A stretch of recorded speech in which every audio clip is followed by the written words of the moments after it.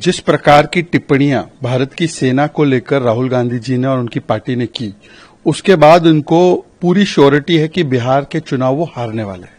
अब चुनाव हारने वाले हैं तो बहाना पहले से बनाना है, इसीलिए इलेक्शन कमीशन पर निशाना है, क्योंकि परिवार और अपने आप को बचाना है और एलिबाई और एक्सक्यूज बनाना है।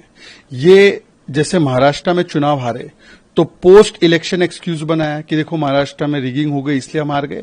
अब बिहार में हारने वाले हैं तो ये प्री इलेक्शन एक्सक्यूज बना रहे हैं।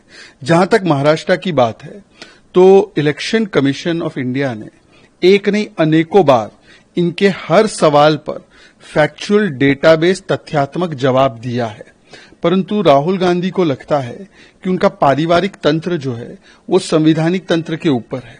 इसीलिए जब ये चुनाव हारते हैं तब तो चुनाव आयोग में इनको गलतियां नजर आती है, और यही चुनाव आयोग के द्वारा उसी समय पर किया गया झारखंड चुनाव एकदम ठीक था, इसी समय पर जम्मू कश्मीर का चुनाव एकदम ठीक था, कर्नाटका का चुनाव एकदम ठीक था, तेलंगाना में चुनाव एकदम परफेक्ट था, हिमाचल में भी एकदम परफेक्ट। हाँ, गुजरात और महाराष्ट्र और हरियाणा में गड़बड़ हो जाती है।